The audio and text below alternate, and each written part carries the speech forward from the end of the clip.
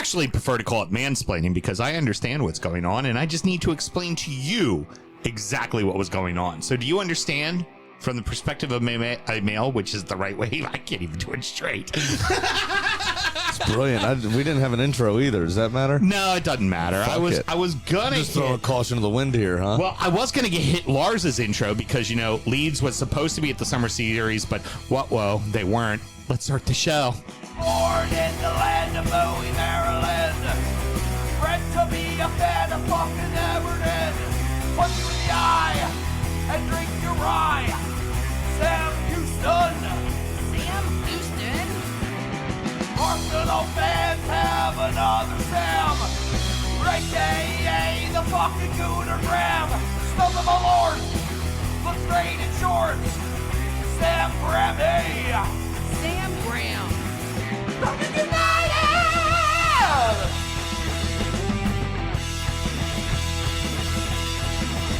Fucking United!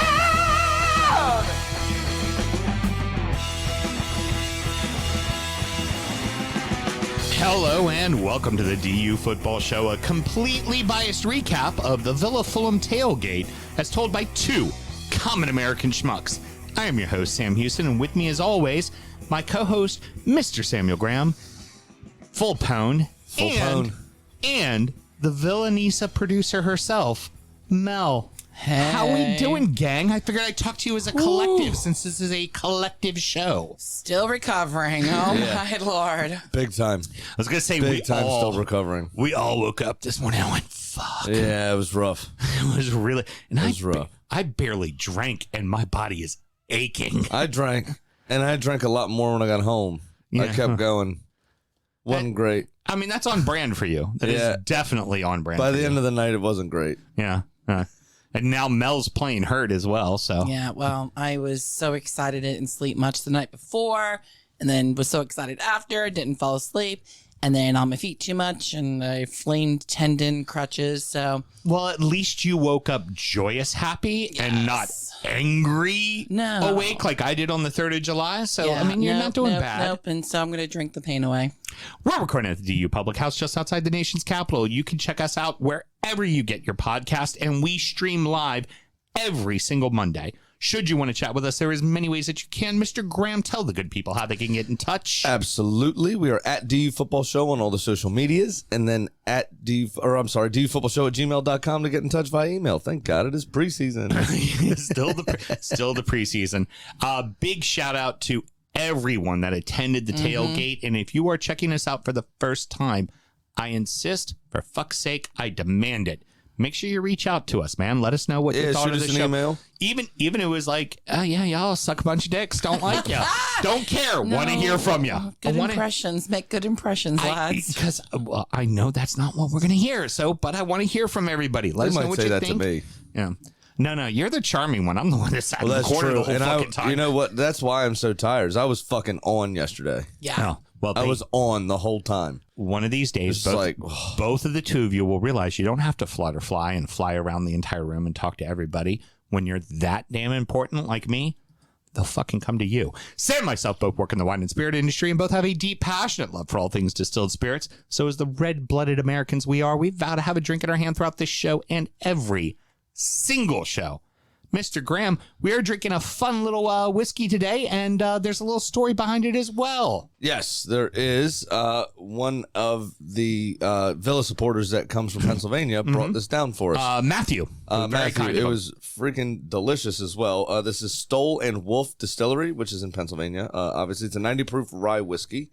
I don't know what it costs on the shelf, but in the Ultimate Spirits Challenge of 2020, they received a 95 points, and I can absolutely see why. Yeah. Oh, by the way, I sent you a picture of it, but I can tell you the mash bill, you were asking about it yesterday. Reason why it's got a lot of sweetness behind it. The high corn?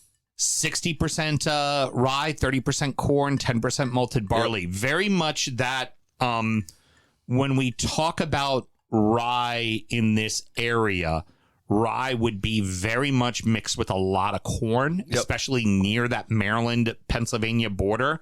When you got deeper into the west of Pennsylvania, it would be a lot more just 100% rye, a lot more peppery.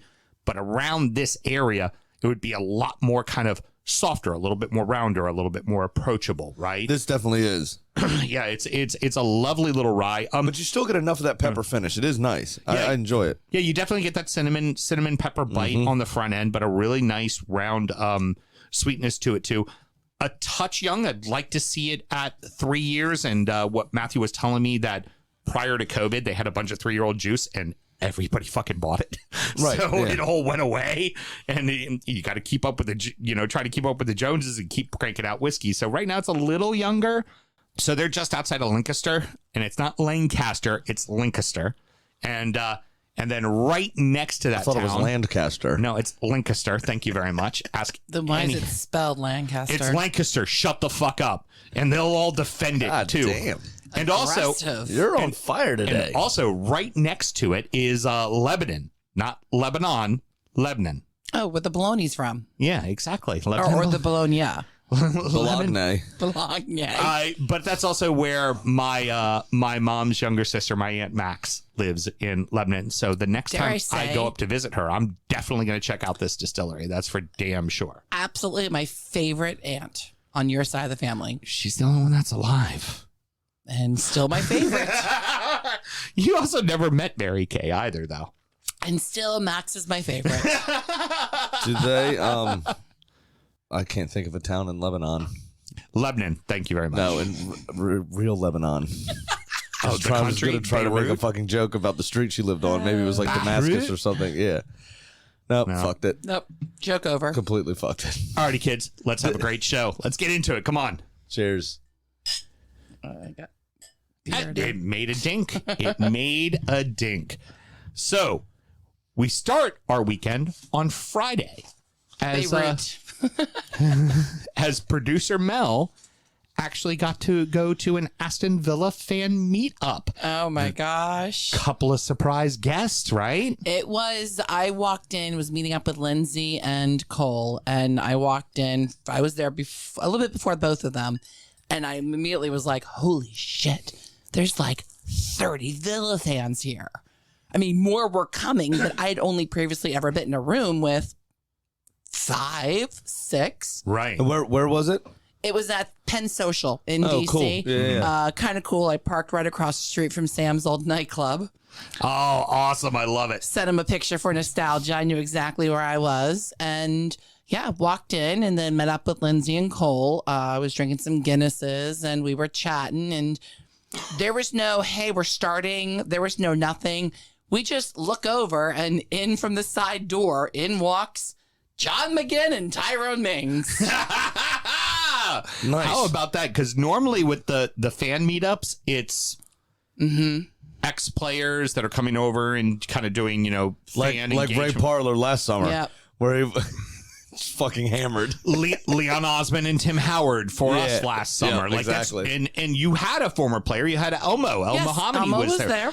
You don't normally have, like, the Men in Blazers show had a bunch of the players for Everton, but that's because it was a Men in Blazers show. It Right, wasn't right. just like a fan meet and greet, Right. So that is exceptionally cool that you got to Yeah. have the players there. Oh, yeah. And the guy, okay, admittedly, the guy asking questions was not very good. I don't know where they found this guy, where he came from, what he was there with. He and his fanny pack were there towards the end, and nobody was really talking to him. And He had a fanny pack? oh, yeah. Yeah. That's a yeah. bold I'm sorry. move. A bum bag? A bum bag. Yeah, they call them bum bags. A bum bag. I didn't That's a think about bold it. move. That bum bag was probably just above his tramp Yeah. stamp. Because remember, English people, the skinniest of jeans, tramp stamps, and bum packs. Like, they like to question what we do. Yeah. Just saying. But yeah, I am happy to report Tyrone Mings is just as beautiful in person as he is on camera, and he is twice as nice.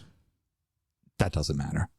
You know what matters. Oh, well, I definitely. Tell us about the ass. Definitely. How quality. John is McGinn was McGinn's ass. coming down the line, and I'm first there. Like I'm getting the hug and the picture. And while he's there, I'm going, well, what would our listeners like? And so I start snapping pictures of that ass. Yes, that's exactly what we want pictures of. Sorry, Ashley, not the best bag. And we talked about this in Oh, the yeah. parking lot. not the best ass in the business. Yeah. Everybody there was like, yeah, McGinn's ass is way better than Ashley's. 100%. Definitely, I think he saw me doing that and then stuck it out. And that's the picture I posted in the football show group. But I got a lovely photo with him and then got a hug. And I whispered in his ear, your shithousery is my favorite. Made him snort. I don't think he expected me to say that. No, and that's brilliant. Yeah. I mean, you want to talk about foreplay talk to a Scotsman? Your shit house is my. I mean, you're hitting the G spot right there for a Scotsman. A Scotsman's I said it in the voice. Yeah, that a girl. Well done. Strangely, I forgot my wedding rings that night. So, Did you call him the Glaswegian Kardashian? no, I should have. Oh, there we go. I didn't think about it till Glaswegian later. Kardashian. He probably would have stuck the ass out yeah. even further for That's you. it. And then Cole Could and have I set got a drink on it. Yep. Give him a bottle of champagne to Top it recreate the off. photo Yeah, that absolutely. broke the internet. He would have done it masterfully. But Lindsay definitely got a picture with Mings, and she had Awesome. already tweeted at Mings, you know, hey, the Maryland Lions ladies love you. Come find us in the stands. And we'll talk about that when we get to that part Oh of our my day. God, so incredible. So incredible. And then you and Cole just decided to start working the room apparently, right? Nicole is I love Nicole. She is an introvert, admittedly so. Mm-hmm. And me, well, I'm a social dragonfly. I Yeah. like to go around. You run around the room. And I'm watching because Lindsay's there, you know, as a fan, I'm a supporter, and she's there as the chair of the Maryland Lions Right. Club, and she's got people she needs to see and talk to. And so I'm not cramping her style by following her around. And so I looked at Cole, I'm like, let's go work the room. And so we just start going up to tables. Hi, I'm Melissa. This is Nicole. Where are you guys from? First table, Maryland. Well, great. I was like, exotic, but met a couple fans from Salisbury Oh, very good. Excellent. and a couple from Wisconsin and Seattle and Chicago, and it was just incredible. So that was the day one of our adventurous That weekend. may be the first time Birmingham's ever been described as exotic, by the way. Well, you know, There were a lot of people there that came in from England and a bunch that came from Birmingham. One guy, and we never even saw him at the tailgate. He was like, "Oh, you're Producer Mel. Are you putting on the tailgate? Thank you. Can I donate?" Well, sure. Here's $50. I'm like, great. What do you like to drink? I like ciders. Excellent. Cole, here's $50. go buy all the some ciders ciders, you can. yeah. Go buy all the ciders. And she did. And guy never even came by. He just wanted to help donate and give to the collective, which there was still a lovely, lot yeah. of that. A lot of people. Oh my God, yes. Flipping cash, Venmoing. What can we bring? I'm like, ice. That'd be great. And then afterwards, Cole and I had to go to the Ritz-Carlton Yeah. to This is pick an up the interesting beer. place to do a drug deal. I'm Yeah. sorry, beer deal. Yeah. So our new friend Mike, he and his family came up from Pineville, North Carolina. They own Middle James River Brewing Company. Mm-hmm. And he came up with, he sent me a message. Hey, can I donate 10 or so cases of beer? Ended up being 12. Yeah. Oh, Like, no, you can't. No, we We don't like free beer. No, free beer would be awful. yeah. It's like, You I just, don't know the DU football show, I just apparently. need you to meet me to come pick it up. No problem. So we drove over to the Ritz-Carlton in Georgetown, and Valet had it out there waiting for us. And it's great. Valet must have trusted us because Cole and I pulled up like, yo, that's our beer. I'm like, okay, and started putting it in our car. I texted Mike and go, hey, Valet's putting your beer into some rando's car, dude. That's funny. brilliant. And then we're all just hanging out. Next thing I know, the Ritz-Carlton Valet guy's just handing us cold bottles of water. And it's just like, oh. That's what happens Pamper when you me. stay at a 4-star That's what hotel. happens with, That's how they do when you that have shit. money. They open the door for you. They grab their bags for you. It's trust me, the beauty of being a supplier is you have an expense account. And when you have an expense account, Yeah. you stay at the nice hotel. it was- and they do everything for you. And it's very lovely. And we think that's where the team was staying, but I don't have confirmation that anybody actually saw players. It's where Everton stayed. It's kind of right there in the heart of Georgetown. Yeah. It's easy to get to shit. Yeah. Well, and I mean, it's Douglas DC. Louise, It's not easy to get to anything. Douglas Louise was tweeting out thirst traps, so we definitely could verify the carpet. Nice. Love it. The one thing we do want to mention, we did pull aside one beer of each of the 5 different selections that Mike and Lee had given us. We are going to do them the very first week of the season. So next week we do our little 20 for 20 show. But the first week of proper football, we're not going to have whiskey. What we're going to have is those 5 beers. And we're going to talk about them. We want to make sure that we give them the proper respect that they deserve, because they were kind enough to donate them. And boy, they didn't last long. No, they did not last long. And I've reserved the right to slag them off if I don't like it. We also discovered a fun little connection. Mike is friends with Hitch, that is owner of the Annapolis Blues and who's been in the podcast here for Naptown here in the studios for the Naptown Blues. And it turns out Mike's friends with Hitch and owns a piece of the Charlotte team. Yep. So we also had that connection. No wonder he stayed at the Ritz. And one of the beers that we were drinking was the Charlotte beer, the one that they had the most of, the green can. Yeah. That is the beer for the Charlotte Club down there. Okay. So that was really great too. Forgot to put one in Mike's hand, but we did go and buy a couple cases of the Keeper's Kolsch. And so hopefully Mike got that. If not, we'll see him again. One of his brewers was there, yeah. And I know he had the Keeper's Kolsch. I know he did for a fact. Good. So very good. Well, then on to Saturday. And we're getting all this generous help from people to make sure that we're able to pull this thing off. But you know what? Groceries ain't going to buy themselves. No. Nope. No. Groceries tend to not do that. No, it's a good thing I have that Sam's Club membership. And we kept adding to it. It was like, okay, so we got 150 hot dogs. That was like, there's 100 people confirmed coming, which whenever you see that, just double the number. Yeah. And it was more than that. Yeah, I reckon it's probably between 250, 300 people. Yeah, easily. Because then there was just people that just came in and joined saw the party. what we were doing, and just walked over. Yeah. Oh, my God, yes. Which we hot dogs did all go eventually. All the hot dogs, all the hamburgers but went. There was still some chips and cookies and snacks and a few sodas left over at the end of it. So there was still food to grab. Yeah.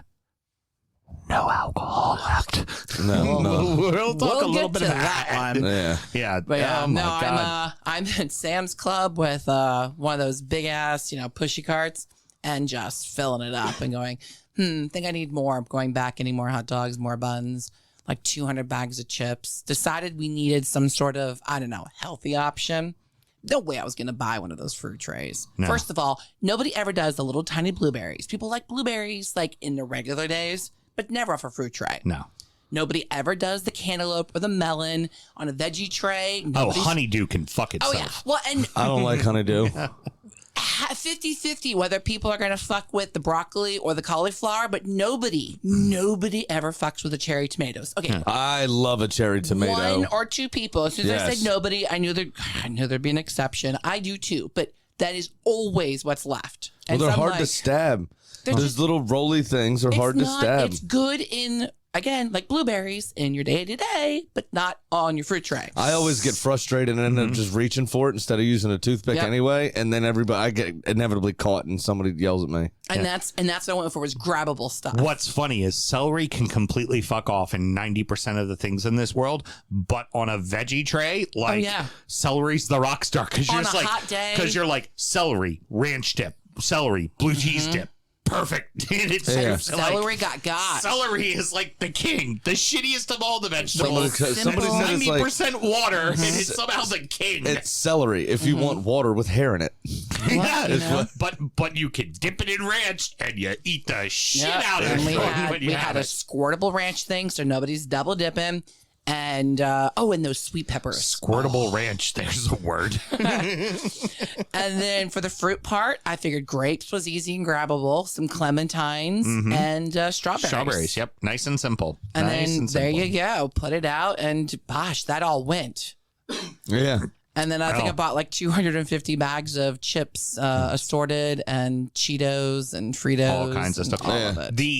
Here's the other crazy thing, because what Lindsay brought cookies. So what? Yep, I saw those over there. What I think really needs to be kind of talked about in this, Mel, I just have it saying prepping and setup is all that's listed, but worth mentioning, this was ultimately you and Jay Blankenship for the most part. Like, 100% two people figuring out. We don't know how many people are coming. How much shit do we need? What are you bringing? What am I bringing? How are we setting this up?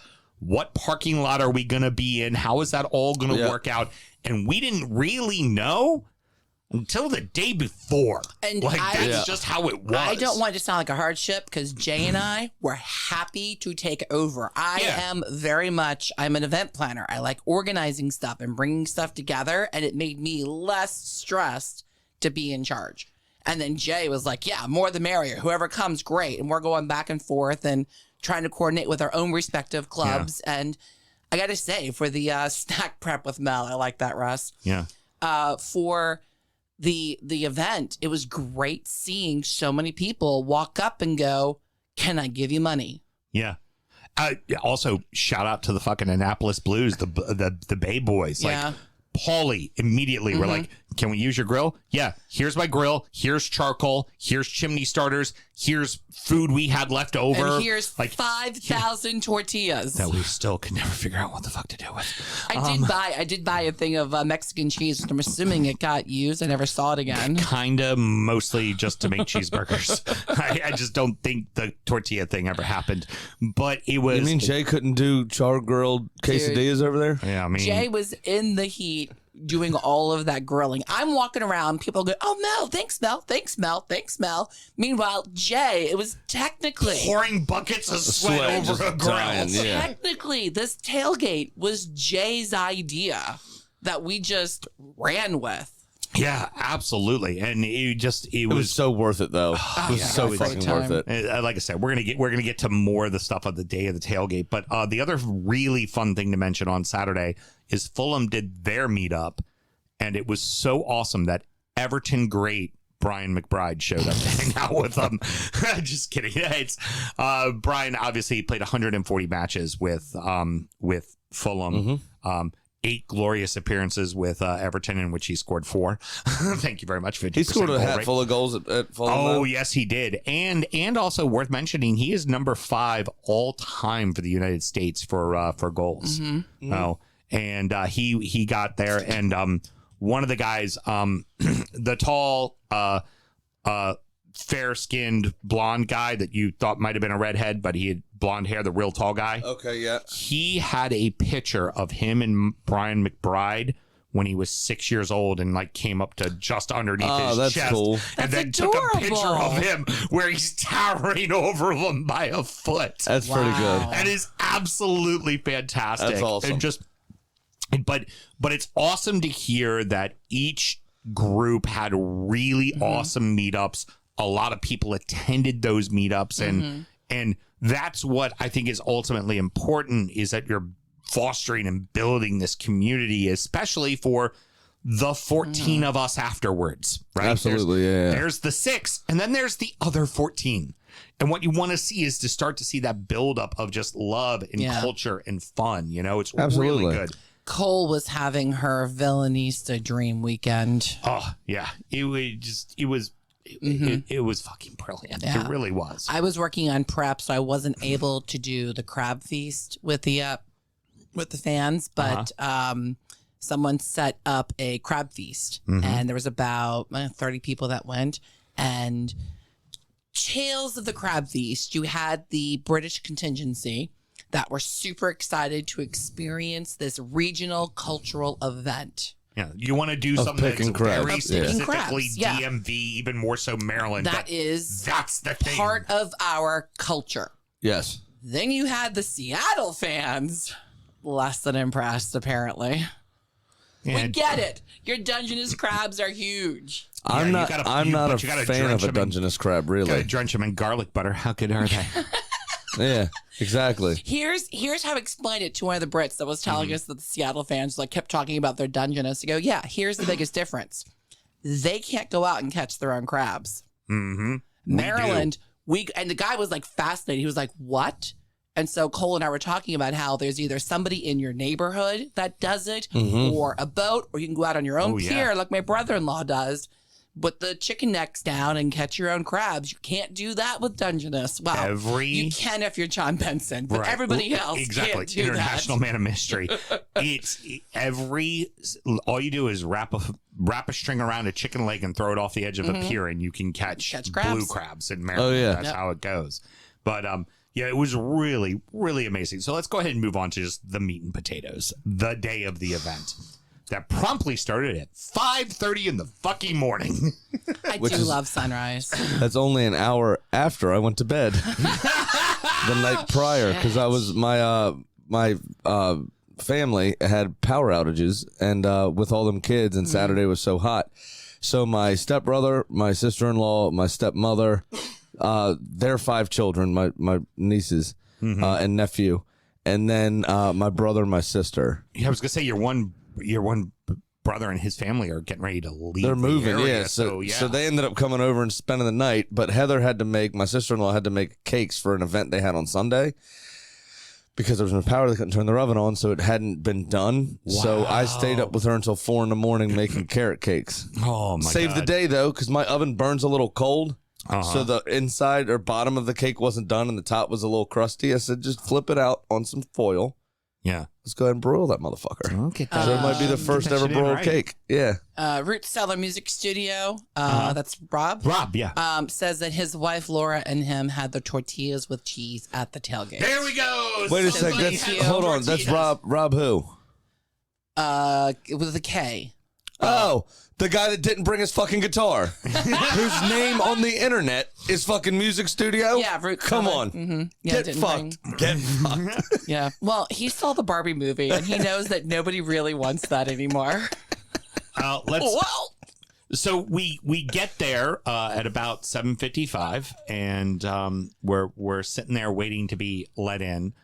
By the way, SeatGeek, StubHub, you can fuck off. They wanted my opinion on what I thought of my parking pass.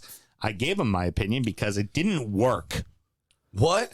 And thank goodness. We had thank God I had a little bit of fresh air in the morning, and I wasn't stressing, because it goes, ding, not working, ding, not working. Supervisor, come over. And meanwhile, I'm going, yeah, we're not getting in.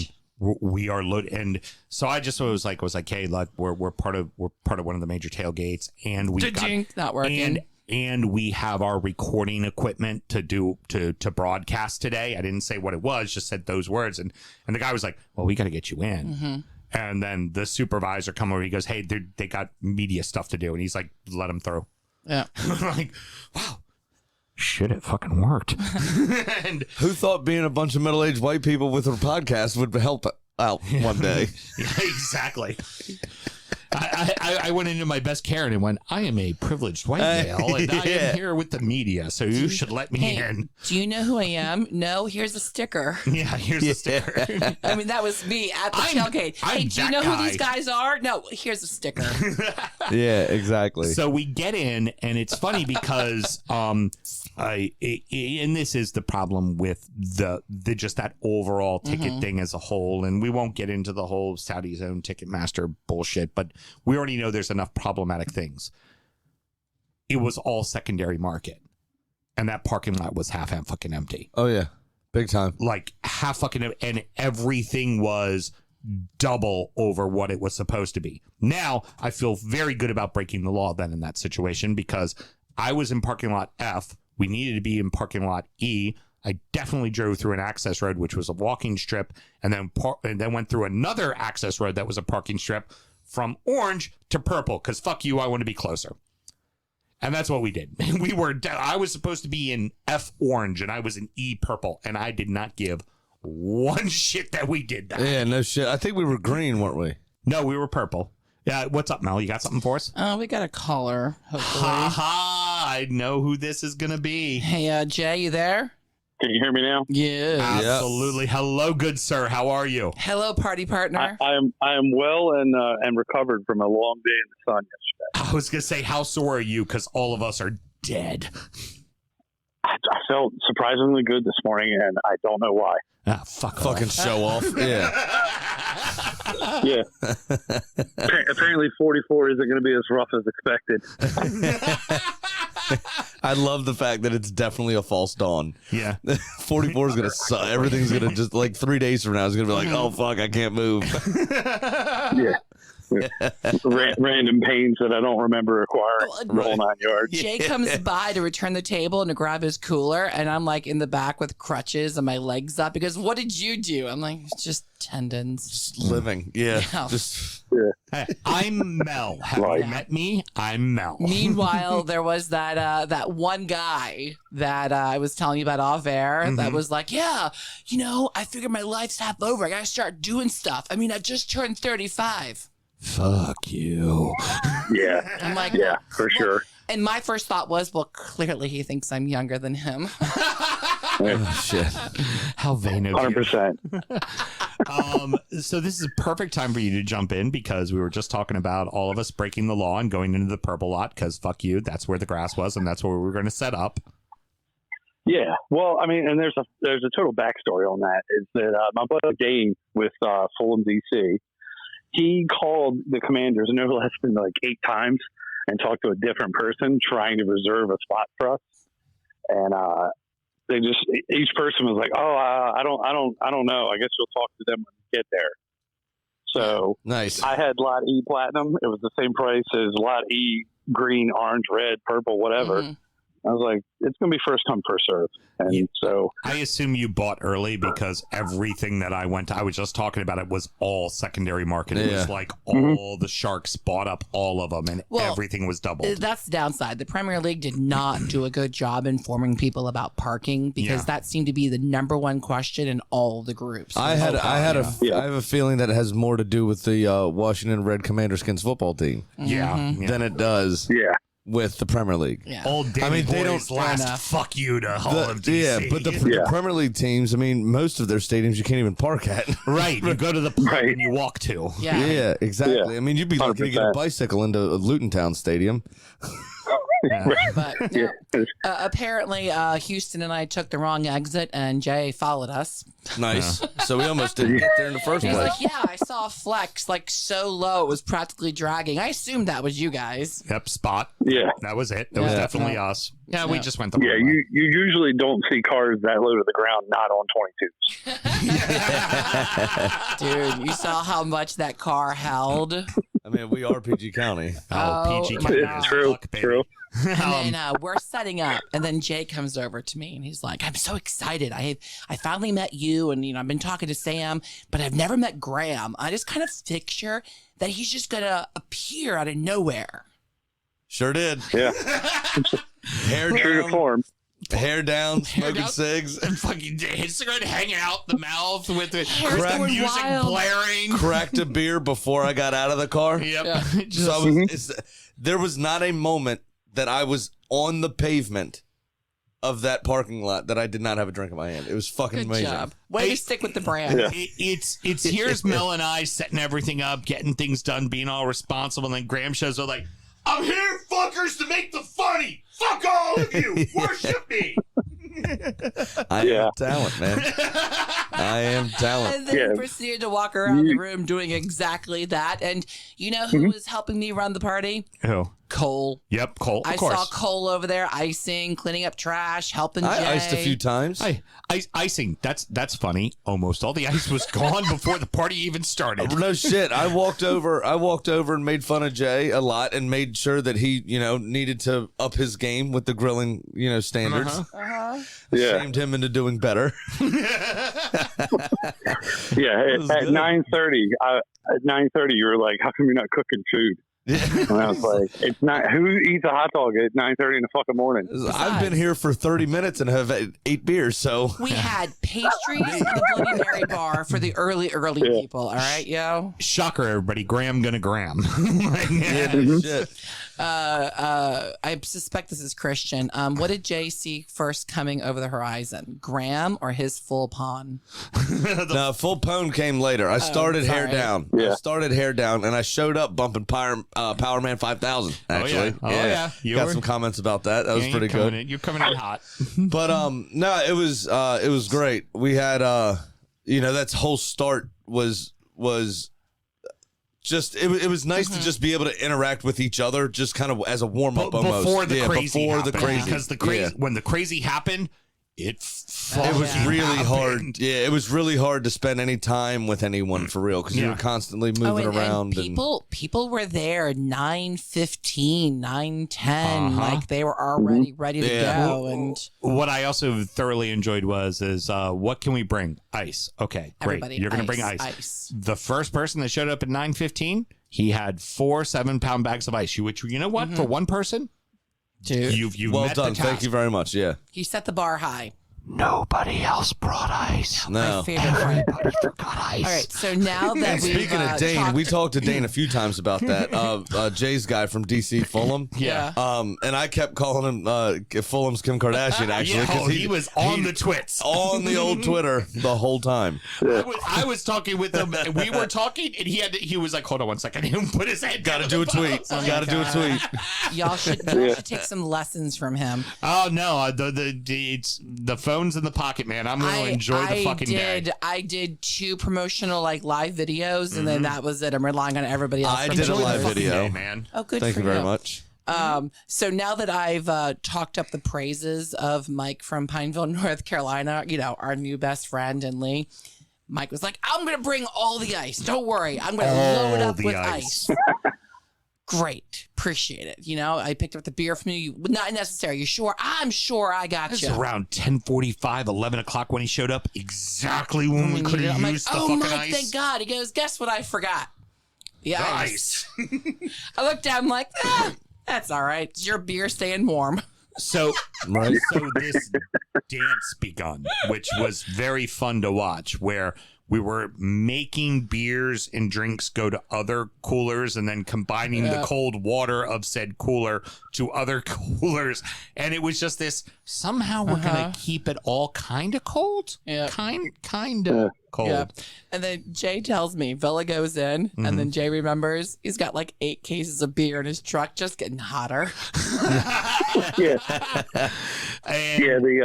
The Fitz brought beer from Atlanta to do a beer exchange, and I totally forgot because I got sidetracked on the grill, and then I went to get something else, and I was like, "Oh shit, we have more beer in here," which was good because we needed more beer, but it was bad because it was not cold. Well, that's gonna add to the total because we estimated at roughly 20 cases, not including those 8, so damn near close to 30 cases of either seltzer. Beer, canned cocktails. Yeah, because I think not counting the whiskey. Yeah. I think we brought, between what we grabbed and what Mike brought, 18 cases. Yeah, thereabouts, and I know you had a 30 rack of Coors Light and a 30 rack of Miller Lite that went in a cooler right away, and that little song and dance was crazy. Well, but what's even more amazing than that dance was also Melissa just kind of bouncing around the entire room, like how Pepe Le Pew would chase its prey in the cartoons, going ding ding ding ding ding ding ding ding ding. Yeah, right. That would be Mel. We all did exactly what we're on brand to do, right? 100% we did. Mel was bouncing around. Sam was man of the people. Mr. Graham was man of the people. And I held court. I had my spot, and fuck you, you're coming to me. And so we all have a role, and that we absolutely do that. Yeah. I described it to my sister Jenna as the 3rd of July party on steroids and coke. Yeah. Oh my God. Yeah, basically. Sprinkle a little meth over the top, in too. fact, at one point, I'm standing there going, this is like my debutante ball. Because none of those people knew me before this. A handful. The locals knew me, and I've been a little bit in the groups, but I haven't been very vocal. And then all of a sudden, it's like I got the girl upstairs push. Yeah. Who's Melissa? We got to meet Melissa. Who's this Melissa girl? Producer Mel? Yeah, that's Melissa. Where is she? Are you Melissa? Hi. And it was just the whole day. I was introducing myself as I'm the person married to Melissa.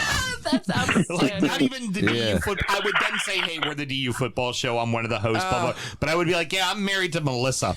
They'd be like, oh, where's she at? So I spent a lot of time with the Fulham people on purpose, because obviously Villa had Mel. Right. So I did. We needed to spread it out. We had to spread it out and spread the love. So I made sure to spend a lot of time over in the Fulham stuff. Then it's like a magnetic pull that just people can't handle that. Yeah.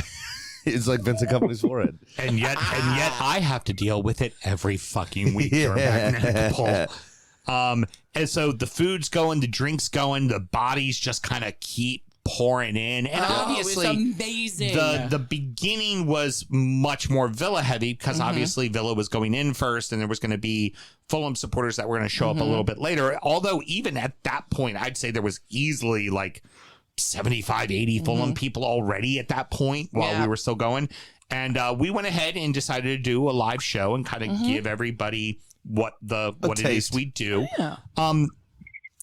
The speaker just doesn't like us, and also it's a cheap one, like, right? It's and a also very cheap and also speaker. figuring out how to keep the power running in the car was an issue. That's not the issue, though, guys. And me not hitting record that's the for issue. a show we needed to record might have fucking helped.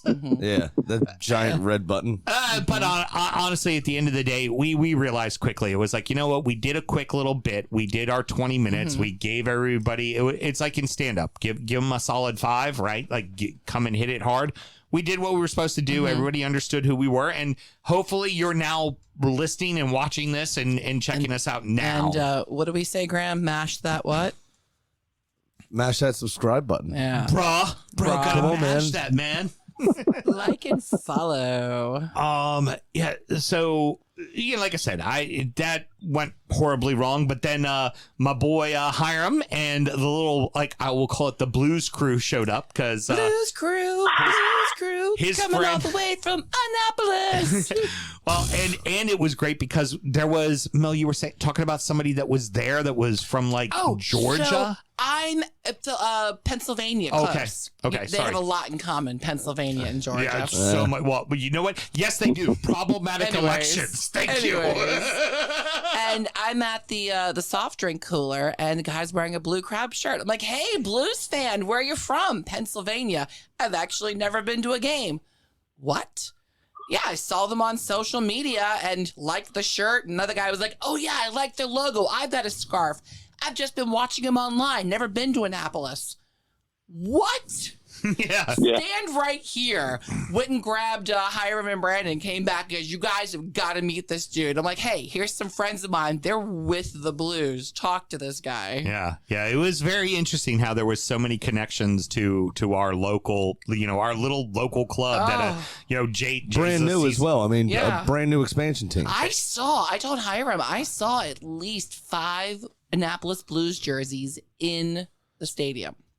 Yeah, and Jay's also a season ticket holder of the Blues. So, it just kind of funny how it was this small world and the Bay Boys helping out with the grill and stuff. It was just very, very, very, very cool. And also, let's face it, for the Annapolis Blues, it's a spot-on logo. Yeah. If you want something it is Maryland sexy. as fuck, like that Blues logo, the name, the crab, that's like... Yep, that's who we are. Oh yeah, the only thing it needed to be was the Calvert and the fucking Baltimore flag. It sounds like the only thing it needed to be was Dungeness. Oh my Fucking god, Seattle twats. Fuck out of here with that. and then that show ended, and All then with love, guys. All with love. and then after that show ended, I'd like to say, quote, we malorded. Yeah. How so? Oh. Oh yeah, because that's when you grabbed the bottle and proclaimed, Well, okay. "Oh, so where's the Chicago boys? We got to do Malort." And then there's suddenly this there was guy- like 40 of us ready to do shots of There's Malort. this guy, Simon. He is a legend in the Villa supporters group, and I follow him. I listen to him. He leads most of the discussions in the groups, and I already knew, Chicago, they do it celebratory. And I'm like, Sam, come on. Make me look good. We need to bring some Malort. That's Simon, we brought Malort for you and your guys. He's like, great, let's do it. Brought 2 bottles. Also, by the way, This is what's left of 2 bottles. Simon, you're exactly what I expected you to look like. He's Brummy as intense. fuck, Oh mohawk, my gosh. singing the fucking songs, and be like, "I'm not gonna drink Malort right now and fuck everybody." You're like, "Yeah, you are." I'm pouring the shots out, and they have like a whole song and a whole thing, and It was I'm just like, phenomenal. And then there's me with this dumb grin on my face, just like I don't know the word, just going. I know the Yeah. word. Squirtable Ranch. And Hey, look, it ends with something everybody knows, which is up the fucking Villa. then, That's- they come back after the game. Yeah, here's the moral dilemma, Mel. And Simon's like, is there any more Malort? And I'm like, dude, you killed the first bottle. He goes, oh, man, that's all right. Thank God I have a second. All right. And then it's all over again. And he and I had a discussion about it. And apparently it is considered by the Chicago Villains bad luck to do a shot for anything other than a win. Okay. So what the fuck do I do? I'm not drinking every fucking show, y'all. You ain't gonna win every week anyway, so don't worry about that. Well, I there's a couple of thoughts because I did when we did do the first shots of Malort. I said, you guys drink for victories. Well, on our show, we drink for defeats. So as an Everton supporter and you a Villa supporter, I reckon we did about the same amount of shots this past season and then cheers with them. And Mel, I think we're going to go ahead and take that out-of-state rule thing going on. Like marriage? So, right. What? Wait, what? I thought that was just different area code shit. Thank God she didn't go out of town very much. I was just in Florida. And you're also in Bahamas, too. So out of country is a different rule. Ooh, definitely. Now, and I was out of country with Graham. So, hey there, big boy. We fuck here, so it's... So here's what we're gonna do. When I am with you, and I am gonna come to Chicago because I got an uncle out there, and I do want to come visit. When I am with other villains and we're celebrating, but in this studio, in this room, I will have to follow the DU Football Show rules after this shot. So this is my last shot for joy, but up the Villa. Now, Graham, you said there was another description. Yeah, you're smiling. I could see you smiling. The biggest smile.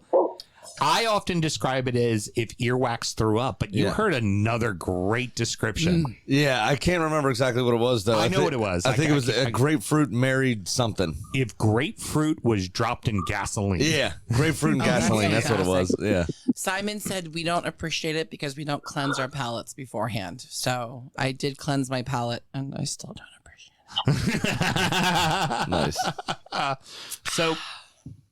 So at this point, just before the game, there is easily 150 to 175 Villa fans. I mean, it was massive. I mean, we were the place to be. Yeah. I mean, like you said, there was tons of people that were coming through. One of the reasons why I held court is because very early on, there was about 6 teenage kids wearing a city, a forest, a Pulisic jersey, and they walked right up to the beer pool. They looked right at the beer pool. They looked right up and they saw my fat ass sitting in a chair right in front of the beer pool, just looking right at them. And they kept on walking. And I was like, yeah, I think that's going to have to be part of my job today, is just kind of keep eyes on things. And apparently Villa fans we were looking, and then you see our big white tent and all the flags, flying from it. And that warmed my heart, watching different people come up and hanging their stuff on our tent. And I'm just I'm still grinning ear to ear. I am so... And then couple that, Jay, you had your 3 tents set up and it was covered in fucking Fulham flags as well, right? Yeah. Yeah, absolutely. And there was actually an excellent segue about the teenagers in the beer pool, because there were so many Villa fans. They walled off the parking lot so that the Chelsea fans couldn't come over and harass us while we were trying to have our Fulham family gathering. Right. They were just, fuck off. You all are staying away. Yeah. They're like, I think there's Fulham fans over there, but there's a lot of Villa fans. Yeah. We'd rather not deal with them. We were security for the Fulham club. Chelsea wasn't. Absolutely. And we appreciated it. It would have been nice if some of y'all stayed in the stadium, because there's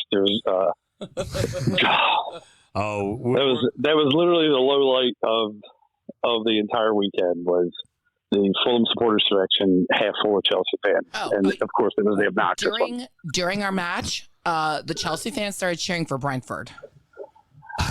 Yeah, that's a West London club. What the fuck are they doing cheering for a West London club? If anything, they should be cheering for Villa.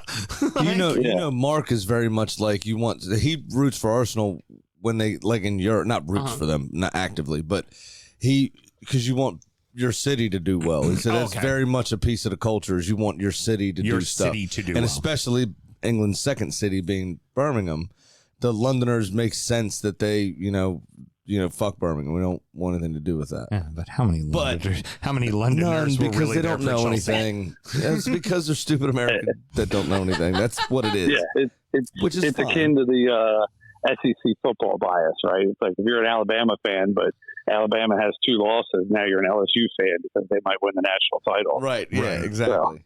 Yeah, it's like you're not a real fan because you'll root for your rival, but I don't know how you root for a team that you root against most of the time, except when you're not playing them. Well, here's I'll go ahead and jump to this point since you kind of brought it up. Okay, so there was a shit ton of Chelsea fans, and the thing we have to kind of remember is that the Big Six is always going to have a huge presence. Like, I know last season with the Everton Arsenal match, our Everton people were like, "We're gonna be great. We're gonna take." I'm like, the fuck you are. Like, the Baltimore Gooners We are come proper. They if Arsenal is playing in the United States, there's going to be a fuck ton of Gooners. The only time that fuck ton. Arsenal have played here that I haven't been essentially a home game was this time against Manchester United because it was in New York. Yeah. And it's all Manchester United up there. Right. Really. I mean, the New York Gooners are awesome as well, of course, and come out in force. But Manchester United's had so many, foreign supporters for most of their existence, between China and here. They're probably one of the most supported clubs in the world, obviously. Right. They're just massive. And that was the only time I've ever felt like I was at an away game watching the Arsenal here. Now, that all being said, like, Brentford had a tailgate in lot H, right? And I saw a picture of all their fans. 80 fucking fans there. Seriously. 5 years ago, At the 5 years ago, there would not have been 80 fucking Brentford fans. Yeah. Like, the halftime of the halftime intermission. What fuck? Yeah, Intermission. halftime. I don't know. In between, are you talking about in Intermission. between What the is two this, games? cats again? We're Between in first between the half two and games. second half of the game, they were doing. I don't know why I got caught up on the lingo all of a sudden. Who's the fat dude for your You're club that looking produce very cats? stupid American right now. Shut up. It's the Malort, okay? Jazz hands. It's messing with my head. They had like little games on the field with local supporters, and the Brentford fan, the woman from Annapolis, Maryland. Awesome. Cole and I, where the fuck have you been? Right. How do we find you? Yes. So we're putting a shout out. If anybody knows the Brentford woman from Annapolis, Maryland. Yes, we need to know you. We need to watch a fucking game with you. Like, this is great. And then, but then you look at, the Fulham Villa tailgate. There was easily between 250 and 300 people there. And that's not including the people that didn't know and were still in the stadium. This is a big fucking deal. You know what? Yeah. Right now, for the smaller clubs, as we're growing supporter, the Big Six is easy and understand. And this is no offense. I know there are Chelsea fans that really know their shit and really know their club. Hiram, I think he's talking about you. But there's also a bunch who fucking don't. Hiram And- might also be talking about you. And they're no, I'm not. But there's people like, I mean, it was Terry from the Fits, and we'll talk about the Fits in a second. I miss seeing Terry. But what was interesting, she put up a tweet about, she was like, yeah, shocking, the Chelsea fans are doing the wave. That's on brand, right? Because They did it multiple times too. Are you Like they're kidding? proud of themselves. That's so annoying. and because, Maybe Dan could take a page out of her book. That's a well-crafted tweet. But what it is for us as our clubs, you don't want to keep up with the Joneses. You just want to make your club better. And I can say this for Sam. Like, Graham's said this before. He's like, we've been at it for 10 years, the Baltimore Gooners. I want all of you to have these kind of supporter. I want you to be what we are. I want you to have the Abbey. I want you to enjoy this. 100%. It's such a big part of the fan experience in football specifically. In this sport, you need that community, that togetherness, that, die together attitude. Like that. It's and if you don't have that, if I was, show being released later in the week, we just talked to our friend Brett, who's a Burnley supporter. And we just did their promotion show, their Getting to Know Burnley show with him a few minutes ago.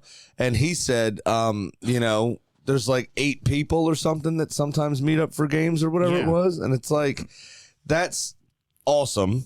Great. It's a good start. Mm-hmm. But when you're in a room, and you've been to the Abbey with me on a big day. I've been in the Abbey with you in a packed room when you're playing us. Yeah. And it is shoulder to shoulder. But when you get 75 people upstairs, you get 100 more people downstairs. That's ridiculous. And the whole bar collectively chanting at the same time. Yeah. It's fucking amazing. Yeah, and it's the closest you can get to being in the stadium without being in the fucking stadium. Yeah. Yeah. And I want everyone to have that. And I the Fitz, especially Fulham in general, does have a decent following in the U.S. because of so many U.S. connections. Brian McBride, Clint Dempsey, all those various players. They got a lot of press here. Yeah. For a long time. And so it shouldn't, you're not, they're not as everywhere as we are. Right. So, but there's a decent amount of Fulham supporters, throughout the United States, but locally, as well. I want to kind of transition, and the key takeaway point that we want to do here is, look, guys, keep doing what you're doing, keep building what you're building. Mm-hmm. I know that Lindsay, Cole, Nichelle, and Mel have some great fucking plans for what Villa is going to be as a supporters club in the DMV area for next year. Keep fucking doing what you're doing. Yeah. They have 500, you have 80. Trust me, your 80 is more fucking devoted and into it than their 500 is. Yeah. This is now your new family, and it's a beautiful thing, and embrace it. And at that point, as we're transitioning, the Villa supporters all grab their flags and they're walking up the stadium, doing the chants. And just real briefly, I don't want you to talk about the game because we'll get to that. Yep. But what was that experience like for you, just with the whole group doing that thing? I wish I could say I was with them, but I wasn't. In fact, people just kind of trickled over. It was individual clubs that were going over together. Oh, okay. And gotcha. so, Lindsay, Cole, and I walked over together and met a lovely fan named Steve. And that's all I'm going to say about Steve, except he did give me a great idea for a new T-shirt. Mm-hmm. So, new shirt alert in the DU Drip Shack. What is it? I gotta find the copy for it. Is it the one about them? Oh no, it's the one about you. That's right. In a world full of arseholes, be more Fulhamish. DU Drip Shack, boys and girls. So by the time you're hearing this, that will be medias. On the Drip Shack. Now, ready for purchase. So with that, the Villa supporters have moved away, and Fulham is just growing and growing, and it's getting bigger. And finally, the moment I was waiting for, a bunch of the fucking Fitz showed up. And, to see Terry and Jason and Rob, these are people, I met them during COVID, and I met them on the internet. And they were people at the time where we were all in this scenario where we were just hungry to fucking have connection and talk to people and have fun with people. I'd watch my match and I'd jump on their Zooms and hang out. Yeah. Okay. That's where my first experience with Jay came from. Yeah. Wait, I thought it was the drip snack. Yeah, the drip snack, drip sack. That's just me. I'm the snack. You are a snack. It is definitely not sack. Yeah. But yeah, you were saying that's where we're on those Zooms. Yeah, that's where I met Jay for the first time. Yeah, exactly. I believe you were poolside actually for the game that we watched. Oh yeah. If there's something, because it was early in the season, so the pool was still open. I think it was like second or third week. Graham does like a follically challenged man at a pool. He does. Graham has a type, Jay. Oh, speaking of that, real quick, before we ditch Villa completely, I did see a rather pasty older gentleman laying on the ground in the grass in the Arsene Wenger on the beach pose. Yes, I saw that. And that was fucking brilliant. I just had to get him a mention real quick. That was awesome. So, it was like all three of the Fitz would say the same thing. All we cared about was just seeing each other and giving each other a hug. Absolutely. And it was a big hug. And I only saw Terry twice. I only saw Jason twice. I only saw Rob once. I got to spend a little bit of time with each because, again, it's a crazy fucking day. But that's all I needed. It's all I fucking needed. The people that I've grown to love that I've never actually met. It was just like, you're you, I'm me. We're Holy real shit. people, We're yeah. the Spider-Man meme. and the Fitz, where Villa left off, the Fitz took over. And it was just absolutely fantastic. So, Jay, you're a Fulham guy. And so talk about what it was like just to have that big family there. Yeah, so between Philadelphia and then on Saturday night, we had a supporter event at Franklin Hall, which was nice enough to host us without any fee or anything. We just went there, and the team was handing out swag and merch, and Brian McBride just strolled in, and he held court for about a half hour, and then, took pictures and shook hands and talked to about 250 fans. So it was really cool. It felt like I was at a wedding or a family reunion, of somebody that I was close with but didn't necessarily know everybody. Mm-hmm. But yeah, touching on the Fitz and them getting there, it was crazy because I used to watch Fulham matches on like a jailbroken Fire Stick by myself, sometimes not even in English. Right. And then when I found out about them, like they watch all the matches. They get together, 8, 10, 12 people on a Zoom. And it was like you said, during the pandemic, it was like there was soccer, there was, English football on, and there was people to interact with and like talk about, and they were knowledgeable, and it was like a lot of fun. So to actually see them in person 3 years later was pretty incredible. Yeah, it was fantastic, and both the crowds were great. And then, of course, which is I'm going to jump ahead a few spots here, kids, and then go back to the other spot. Fucking Shahid Khan, the owner of the fucking club, come to hang out with you guys, talk with the fans, and take a picture. Just when I think, oh my God, the Villa half of this tailgate was fucking epic, Fulham goes, yeah, hold my beer. Hold my beer. So before we get into Shahid himself, real quick, there was 2 or 3 people that I was like, you look smack like famous people, right? That weren't. And then fucking this guy just rolls up on the goddamn go-kart. And I was like, fuck, that guy looks like that's Shahid Khan. Holy shit. Yeah. He's the giant mustache, the twirled, like he's unmistakable. Who the fuck that is. I get a text from Houston. So the Fulham owners at our tailgate. I read that to Nicole and Lindsay. They're like, the owner of Fulham, like, that can't be right. I must have misunderstood something. Just chilling. There was a guy that looked like Tim Hayden, the TikTok watch guy. Right. There was a guy that looked like, and he was in a fucking suit, like a sport coat. Was it him? No, it wasn't. There was a girl that reminded me a lot of the actress from The Queen's Gambit. Okay, got you. And then I was like, oh, that guy, he looks important. He's in a golf cart. Look, that's Shahid Khan, isn't it? Yeah. Like, holy shit. Jay, did you get a chance to get a handshake and a picture and all that good stuff? I didn't know what was going on because we had just taken like a group picture, and then like 10 minutes later, they're like yelling to come take this picture, and I'm like, we just fucking took a picture. Why do we need to take another one? And then I was like, oh, the owner is here. Yes, we need to take another picture. My daddy's got hot dogs to cook. Leave me the fuck alone. Yeah, you can't cook 500 hot dogs if you don't start at 9:30. Would have been a lot easier if you started at 9:15, Jay. Yeah, which was you're not wrong. You're not wrong. We'll know for next time, right? But yeah, unfortunately, I didn't get a chance to bend his ear because.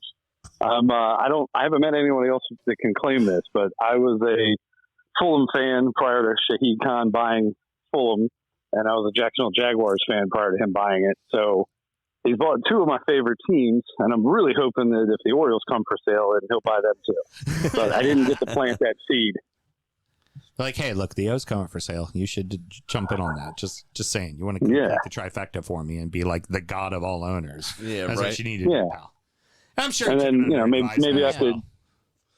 maybe I could just weasel my way into some sort of side job like Tony. Yeah, the new promoter on All Elite Wrestling, Jay. I mean, at this point, I'll grill hot dogs for all the events. Yeah. He'll come walking down the aisle, pull off his shirt. I'm middle-aged dad working the grill. Fuck all of you. Those white New Balance on with the grass-stained bottoms. I'm going to lay down the charcoal. My finishing move. I was so busy I didn't even have time to put the New Balances on. I was like, flip-flop work boots yesterday. That's right. Continuing with fatherhood here, as we talked about earlier, we started to do this song and dance of like, oh, this cooler's empty, let's move it to this one, right? And like finally the domestic beer cooler was empty, and I was like, well, the beer pool has lived its life and we need to save the beer. I was like, hey, Jay, because again, I just can't do too much physically still. So I'm like, hey, Jay, and I'm going to fucking roll that shit for the ever. I'm sorry, boys, heart surgery. I can't help out until y'all tell me to fuck off. But I was like, all right, hey, Jay, can you get a couple of guys, lift up the pool, just dump it into the cooler, so that it's no longer in the pool and we'll get rid of the pool. And he's like, yeah, I got you. And then he starts putting beers in the pool and his boys start helping him out, right? They get everything in. Well, as they're doing it, the boys are like, well, this simply won't fucking do. Oh, yeah. These beers need to be organized for fuck's sake because we're a proper fucking tailgate and this is how we're going to run shit. And Jay's just like, boys, get the fucking beer in the pool. Let's come on. Chop. Let's get this shit done, right? And they get the beer all gets in the pool and Jay leaves. And then they proceed to take every fucking can out of the cooler and then reorganize it and then go, wait, we just discovered the 4-pack holders. This is not good enough. Now, bi-color can, putting them back into 4-packs and back into the Did cooler. they think people were going to take them home at the end of the day? Mom gave zero shit. She didn't like, give the a boys fuck. The boys are doing something and they're not fucking off. We're good. That happened Let them do what they're doing. until they started chucking the 4-pack holders. Then she got a little pissed. They at one point she ended up standing on the stack. Well, the problem is they threw one and it went really far. They went, whoa, we can do more of this. we can fuck some shit up with these guys right here. Oh my god, that was brilliant. It was like the first time that, remember the Nerf footballs? I forget the name of them, but you could throw them like 100 yards and they whistled back in the day. It was like that. Like, they threw it and they're like, oh, that's farther than I can throw anything else. Let's do it again. What's even funnier is when everybody kind of came over and was sitting down, your youngest was in a piss poor mood because dad was doing shit and working and trying to get things. Why isn't dad paying attention, man? And your wife is just like, like, settle down. What, you're going to be grumpy? Is that what you're going to do? Going to be grumpy the whole time? Yeah. Then we gave him the beer project, and all that shit went right out the window. It's like, I am fucking organizing it. This is the best. Was this the same child that recognized you from the sticker? Yes, it was. It was also the same child that looked a grown man in the face and said, so are you going to eat that ghost pepper or are you just going to hold it? Yes. That was not at this tailgate. That was at an Annapolis tailgate. But I do love that a man in his late 30s was goaded by I'm sorry, not a kindergartner. He's in first grade. First grade, yeah. Very it's a sticking point with him. I'm not 5, I'm 6. Hasn't spent a day in first grade yet, but fuck you, I'm a first grader. He looked him right in the face and was like, "Gonna eat that pepper?" Like, and boy did he, and boy did it not go well. So with all that being said, we now turn Mel to you in the stadium. Oh my gosh, we had how was it? The best seats. I looked at Lindsay because Lindsay was debating whether we wanted to be front row or like a little further back to see better. And I looked over at Lindsay. I'm like, remember that joke when you debated whether we wanted to be front row or not? Because we're in the end zone. We're right behind the goal. And so we've got like perfect view of Emmy Martinez warming up and stretching and leaning over and stretching. And with that, we lost Jay. We lost Jay. Jay will call Did back. your phone die? No, Jay just hung up. He's like, all right, I'm done with y'all. right, Bye. Bye, Jay. Oh, you're done talking about me? Okay, I'm out. We were All going good. back to him, though. You know what Jay just did? He did the, hey guys, one more thing to us while we're talking. And so it was fantastic seats, and we were able to sit there and yell at the team, and they could hear us because they acknowledged us, and I'm blowing kisses at Emmy. And there was a penalty. You got to be fucking careful with that. He might turn around and whip his whole cock out. Oh, I was hoping. I was hoping. Not a different zip code, Sam, but I was in parking lot E, purple, and she was inside the stadium, so it's enough distance, right? So Yeah, for sure. She was like, treat me like the World Cup Golden Glove. Just hold me and I hump. do have a thing for goalies. And She does. unfortunately, he was scored on a couple times at our end, so I got to see angry Emmy up close. And after one of the scores, the Villa faithful are cheering, "Hey, we still love you!" And he looks at us and he's just puts his head down and is shaking his head. No applause from me. You should hate me right now. Drinks is his not bottle of good water, enough. drops it into the edge, and then like starts smacking himself in the head. I'm like, oh yeah, goalies really are not right in the brain. No. Not There's at nothing all. good about it. Not at all. Nothing good about it. But then watching him celebrate when they did score a goal on the other side, it was, are you pouring me more Malort? Fuck you. It's Oh not no, it's something Malort. else good. Sorry, just reflex. Reflex. I said scored on, and now magically I see a liquid coming my way. But it was fantastic. And I saw Matty Cash briefly when they switched sides, and he was a little upset over missing something, and I don't know why. Like, football players angry kind of does it for me a little bit.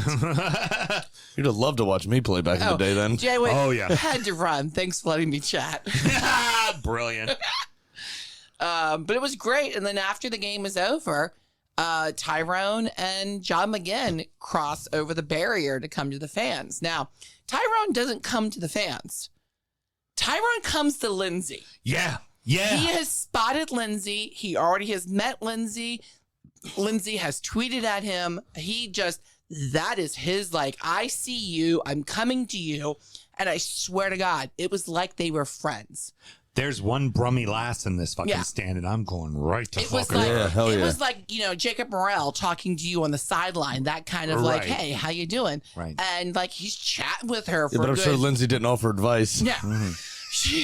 But I'm like, they're talking for a good, like, felt like half a minute until finally he's like, oh yeah, hand me the phone. And then like, there's cheese. And we got a picture with Tyrone Mings. And then I got a handshake. And then immediately Cole's like, let me touch your hand. Yeah, and We should have asked for a shirt. Somebody said later, why didn't you guys ask for his Yeah. shirt? yeah. Which would have been on brand for me, and I just didn't even occur to me to objectify him to his face. Honestly, considering that circumstance, he probably would have ripped it right off and handed it to Lindsay. 100%. And I'm sorry, Mel, it would have been Lindsay's. Oh, absolutely. No, Yeah. no arguments for She me. already stole two Now, flags. I pretty much. captured one flag. I borrowed the other. I would have smelled it. I would have hugged it. Nicole might have rubbed it Places. places. Places. But no, We'll just say places. Squirting ranch. undeniably, that shirt would have gone home with Lindsay. No question.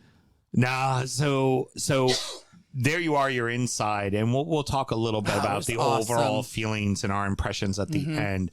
But with that, Fulham makes their way in, Villa makes their way out. Good Lord. And Villa's ready to fucking party. Yep. Yeah. I mean, they were treated to a 6-goal thriller. Yeah. I'm reaching in the back of the car. I'm like, well, we got these cocoa vodkas still, and I'm thinking Shirley's. And as soon as they're in the cooler, they're coming out of the We're cooler. literally just throwing whatever we have left into the coolers. Jay asked me, hey, did you see a bottle of flavored something? I'm like, dude, everything got drank. There was a It did. Terry brought up a bottle of blueberry moonshine that she was walking around and handing to people, and I took a little That's lip when off he's of like, that. yeah, apparently that went away. I took a lip off of that too. It was Yeah. actually decent. Well, then you met Terry then. Oh yeah, I did. I didn't. She was just. I didn't meet her. Right, but she was the one passing it She out. was just, we were standing there. That's She terrible. was like, "Do you have this yet?" I was like, "No."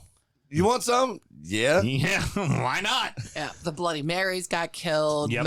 Almost all the Malort got Jay killed. brought a bottle of 175 of vodka. That got killed. The whiskey, I brought 6 bottles, 3 of them, because between all of them, how much got drank? I'd say easily about 3 total bottles got drank. Yeah. The Malort, you still have a bottle, but I just brought it. It's in the closet. There's basically 1 3/4 of a bottle of Malort got drank. There was, now we thought roughly 20, but with Jay, what he brought, damn near close to 30 cases of seltzer, beer, and canned beverages, right? Canned cocktails, yeah. When we got home, there was 8 Cocoa vodka cans and 1 Dirty Shirley. That was it. That's all. Oh, Today, I told you, I was like, Sam, I got to go buy beer. Why is that? Because there's no fucking beer left, Graham. Yes. That's why. and apparently an unopened case of Dr. Pepper. Yeah, nobody. All the other soda got drank, but apparently, fuck you, Dr. Pepper. I would have loved a Dr. Pepper had I known they were there. There's an unopened case It was of sitting in the middle of the street, just sitting there. The nobody. entire Apparently, time. Dr. Pepper Just wasn't a fucking thing. baking. Well, Surprised the cans didn't explode. my sister-in-law and my brother-in-law will very much enjoy it because they are Dr. Pepper fiends. I love So Dr. that's Pepper. Going back That's to probably my favorite soda. And at this point, when Fulham goes in and it's just you and me and a couple of people, the Villa people haven't even really come out yet, we get the shot clock. This is when the security guys, who we've been making nice to the entire time, because especially at the beginning, Oh yeah. we're parking in the wrong lot. And the minute those security guys came up, I was immediately like, "Hi guys, how you doing? I'm We're Sam. not I'm even- a wonderful person. I love you. You're a wonderful human being, Yo. and I want to be your best friend." Yo, we're not even in the wrong lot. See, Commander Skins have rules in their parking lot, and there's an RV lot where you can take over and spread out. But in the parking lot, you're just your spot, and that's it. Yeah.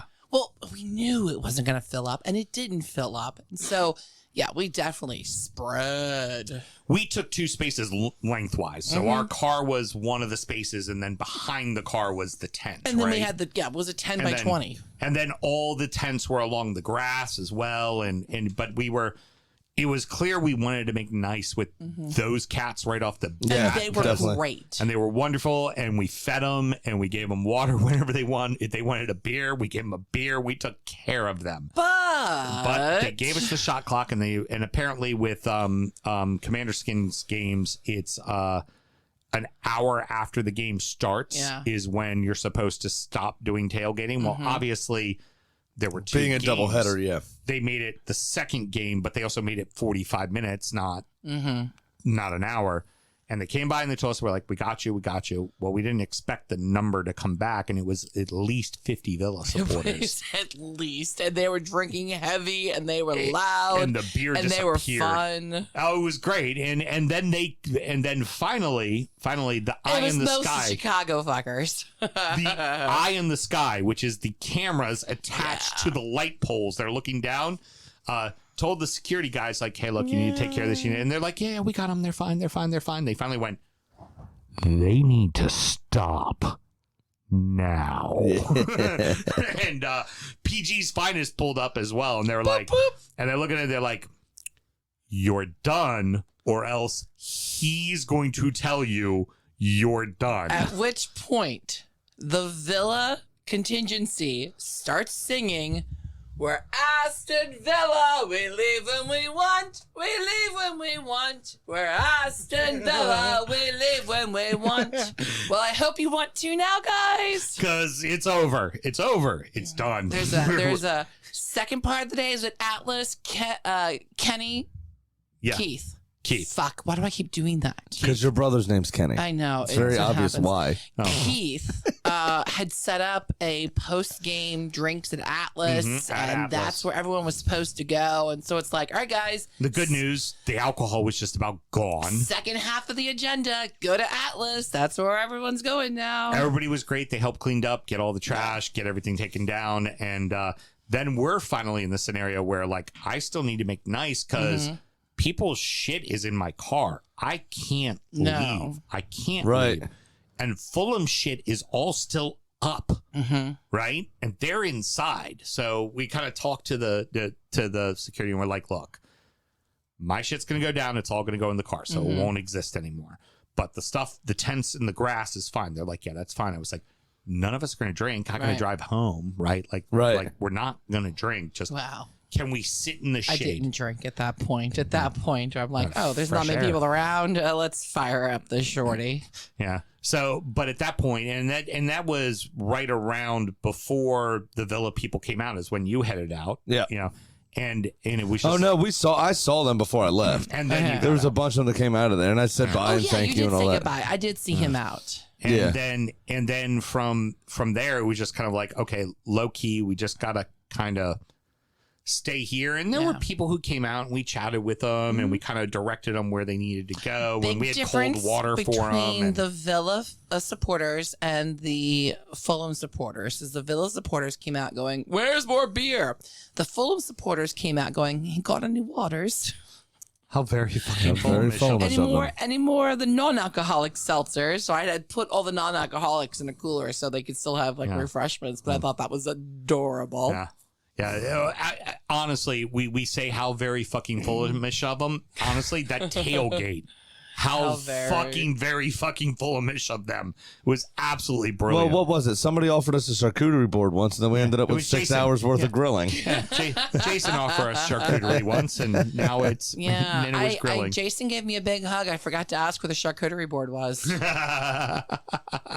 I did. I heard like at one point, Melissa. Jason, and then and it was just on from there. And then obviously from there, Mel, there was some randomness that people fucking left. Oh God, I forgot a chair. Yeah, you left your chair. We packed that for you. By the way, don't forget it tonight, dumbass, because I'm going to leave it out and it's going to get rained on. I'm over by the car chatting with Blues Brandon, and he goes, "There's something on your tire," and looks under, and I need to know, Graham, is this from you or not? Someone had put their container of vape juice on top of our Graham tire. Just went full-blown cigarettes in the parking lot. Yeah. No, not mine. Yeah, so just was sitting on top of our tire, so I was able to take that off. And then Lindsay, Lindsay starts going through her bag, and someone has dropped in there beard balm. Yeah, because clearly Lindsay needs to manicure her perfectly trimmed beard. What is this doing in my bag? I'm like, Does she still have it? I'll take that. No, we put it on Jay's part. We're like, here, that's the Fulham part of the tailgate now. We're out of here. Yeah, so we finally kind of pack everything up and we head out and got to say goodbye to a lot of people. I mean, theoretically, I would have loved to go to Atlas, but physically, there was no fucking chance I was doing anything else. Done. And honestly, Cole went to Atlas though because she's a trooper. I rush packed the car because obviously the fucking Popo was there and we needed to get that shit done. So I rush packed the car and I knew when we got home. That shit needed to be unpacked or it wasn't going to get unpacked, and it would not be nice if it didn't get unpacked. No. So got home, got that all done, and we were just fucking absolutely done. I was a weird combination of wired, excited, but physically wrecked. Oh, yeah. So, Mr. Graham, we're not going to do an injury time tonight, but I want you to go ahead and talk about the drink that you poured for us. Yeah, so it's a canned cocktail. It is a dark and stormy, so traditionally trademarked. That is Gosling's ginger beer with Gosling's rum, Black Seal rum. I'm sorry, I drank mine too fast. Can I have more? Sure. This one happens to be flavored black cherry. All right. 7% by volume. It's just a good little dark and stormy. Not medicinal either with the cherry. No. Hey, Graham. You're lucky I flexed with the black cherry. She stole my line. That's exactly where I was going to go. Had to get it out before you did. I didn't even think about it when I grabbed it. I did very much enjoy with Hiram and his crew because they're Gen Z to break out a reference that was literally like 5 years before them that they didn't get. Like, I was like, oh, you never saw that video? I saw that video. You should probably check out that video. And then next thing you know, he went, damn, Daniel, back again with the white van. Because they were drinking Trulies, and I'm just doing stuff like, man, you drink Trulies? You're probably into missionary. And they're like, where's that from? I'm like, oh my God. Dude, Hiram and I had a blast talking shit back and forth. It was pretty good. Oh, especially with Jasleen, you were just doing the calling her Kim, and then she kept walking around that wee fan. Then calling her Beyonce. Looked all posh and shit. Oh, it was fucking fabulous. It was fucking fabulous. they showed up. It was a lot of fun fucking with them. So I want to kind of reserve we're going to wrap it up now. So boys and girls, this is it, and I want to do parting words. But the parting words I kind of want to do is I want to throw them to each of you to kind of talk about your experiences and what you thought of the day as a whole. So Graham, you go first, please. I thought the day was absolutely fucking amazing. It was wonderful to actually be able to work a room because I didn't have skin in the game. Yeah. You know, the Arsenal-Everton game last year was a ton of fun, and it was wild, but we had these press passes. We had this, all this stuff back and forth. My wife was there. My kid was, neither kid was there. There was just a lot I had to do that day. You did have a kid. Your wife was there. She was really drunk. Thank you, Brody, for giving her all the Tito's and soda. Yeah. So we got a fight that night. It was Brody. But it was we there was so much to do surrounding that. So not having to worry about watching my team was helpful for this, I think. Yeah. Excuse me. It was a blast. Everybody that I met was sound. Just great people, good banner, good fun. All the hashtag bans were flowing. It was awesome. What does bants mean? Yeah, somebody asked me that, and then their very British new friend was standing there and went, "It means ba." Never heard anything so Love Island sounding in my life. Brilliant. Yeah, I love it. But it was good. It was awesome. Everybody was super nice. Everybody down for talking shit, and it was good. I think it was well received. I think it was a lovely event. I think we all. It, like you said, exactly that reverted into our roles and how we behave. Right. And you know what? The fucking terrific trio here, because we do it very differently, but it's all seemingly well received. Yeah. Right. And I think we did a great job personally. And kudos to us. But everybody, thank you all so much for coming out. That was just an amazing turnout, and I really hope that people do check the show out. I really hope that they, do that. You were, brazen enough to drink all of our beer. So it's the least you could do. Don't make me cry. When I check those download numbers, if there's not a significant punch, I will cry. She will, and I'll have to deal with right. it. But from my perspective, it was an overall great day. Everybody was super nice. Everybody was super fun. Everybody put up with my shit because I do shit. Yeah, you are who you are. You talk a lot of shit. Fucking great. Understand that all the shit you talk is completely in love. Oh, of course. A couple people got back on me, which was excellent, and I loved it. I loved everything about it. That is your love language. Oh, 100%. Forever, and Big that's time. what it is. You talk shit. Big time. And Sammy, if people were so inclined to want to support the show, what is a great way that they can do it? You can jump on the Patreon, which is patreon.com/DU Football Show, or you could buy something from the Drip Shack, and that link is in all of our social media bios at DU Football Show. Obviously, mash the subscribe button. At some point, we wouldn't mind trying to monetize YouTube, so follow us there, please. Yeah, definitely. That YouTube ad money's decent. Very, very, very helpful. And we do tons of extra content, so it's not like we just take your money. We give you more hours of shows. So if you like absolutely. What we're doing, it's what we do. Yep. Mel, your parting words, please, because really, honestly, at the end of it all, the day was about you. This honestly, it felt like, I know it was the Maryland Lions and the Capital Villains and DC Fulham and the South D football show, but honestly, guys, I took a page out of the Sam Graham book and made it all about me, at least in my own head. And wait a second, it was actually about me. Thank you very much. It felt like a debutante ball. Like justifiably so. It felt like my coming out party because nobody knew who I was before this weekend, and now everybody knows who I am, and I'm so happy for it. I feel like I finally have a Villa family, a football family to call my own. And I loved sharing my origin story with everybody and meeting everybody from where you're from. And I lied earlier when I said last shot of Malort because everyone, it was such a great experience. And I look forward to the season and up the fucking Villa. Atta girl. Give me a little touch of that. Malort? Yeah. See, it's you changed us. That's good. All right, well, they just give me the fucking bottle. Cheers. Cheers, guys. Cheers, you fuckers. God, it doesn't get any better. Now, like, subscribe, and share with a footballing friend. Mel, Yes. also, Graham mentioned the Drip Shack, but there is something very specific that I know some of the female Villa fans Every asked woman about. I ran into saw my Villanista shirt and said, "Where do you get that?" Then went, "Hey, I sell them." So I'll be sharing the link out. And if you're listening to this now, do you Drip Shack? Get your new World Full of Arsehole shirt and get your Villanista shirt and all the DU Drip Shack swag. Yep, that is pinned. Our link tree is pinned to every single one of our socials. Very easy to find. We have tons of stuff to offer. And again, if you're so inclined to support, by listening, you're supporting. But if you want to help in any other way, honestly, that helps pay for the equipment. It helps pay for the streaming.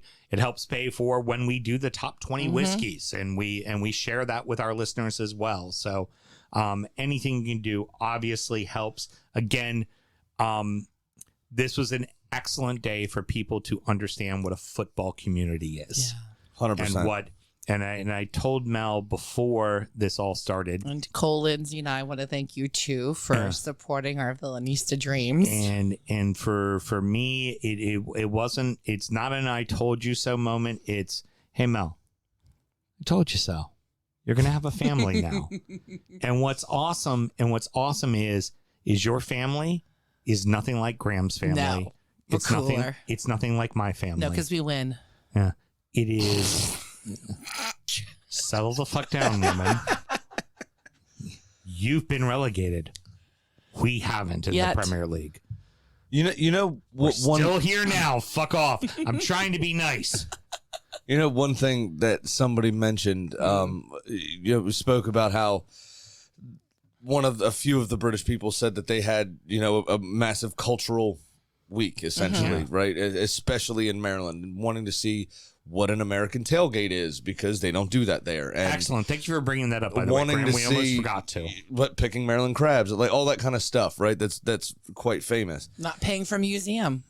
Yeah. Yeah. It was just such a lovely day. And one of them mentioned to me during that they were like, it's fun to go to football without having to look over your shoulder all the time. Yeah, people aren't going to fuck with you. They're not trying to fuck with you. They're not trying to fight you. They're not trying to get one over on you. They're not trying to do anything. The exact opposite for the NFL here in this country, where there's fights and shit all the fucking time. That's because lowest common denominator people all get together and get 2 beers down them and they don't know how to act. True. But it's so I'm glad we were able to do that and for everybody. Pub in a parking lot. Like, what's a tailgate? It's a pub in a parking lot. Yeah, essentially. Also, does not go unrecognized that multiple people had told us that of all of the different cities they went to, hands down, DC Tailgate did it the fucking best. Hey, guess what? Yeah. It's because Maryland Lions, we fuck. Yeah, you do. Yeah, you do. Jay fucks up. JK. So just wrapping up the show real quick, there's a few housekeeping notes. If you're just first getting into the show, we absolutely would love to hear from you. Mr. Graham runs the Instagram. I run the Twitter. Mel keeps an eye. Yeah, exactly. Mel keeps an eye on the DU Football Show group. If you've joined the DU Football Show group, find out about Drunkard United FC, which is our closed group where it's just fun, bants, fucking around, having a good time. Yep. The meme game is solid. Typically, whenever we say something stupid, there is normally at least 5 or 6 people who have a Sam Graham meme generator. Immediately. It seems I'm getting a lot of abuse on it recently. We have been Piper Parried. All deserved. We have been Piper Parried way too much than any person should be. And if you know who Piper Parry is, you understand the meme. And from there, I want to say, as far as what we're going to be doing the rest of this week, on Thursday, we're going to be releasing a show, Getting to Know You with Burnley. We already recorded tonight with Brett, who was fucking phenomenal. And it's a great way to kind of learn about that club and learn about their supporters and everything about them and the very drastic change in culture that club has had over the past year. And we've also done one for Sheffield and Luton as well. And then on Tuesday, the 8th of August, we will have a live show on streaming. That Wednesday, it'll be up. We like to call it our 20 for 20. It's 20 clubs, 20 supporters. It's typically a 2.5-hour shit show because, honestly, we want to devote time to every single club. That's what sets us apart. What's going on, who they brought in, what their expectations are for the season, and more importantly, where can you find watch parties? Who can you talk to? How can you become part of that community? Because especially here in the States, people are still finding their way. They're still learning to love a club. And that's one of the things we want to make sure we're fostering and bringing you into is we want you to have Mel's new family.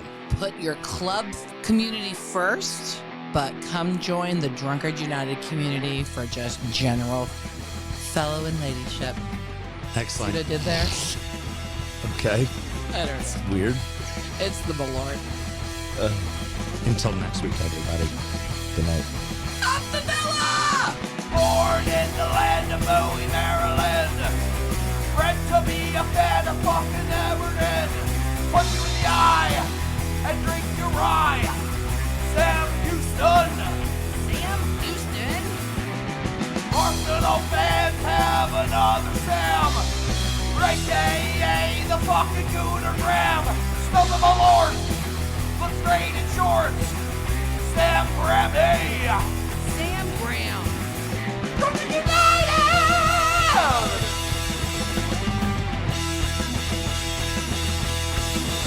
Drunkard United!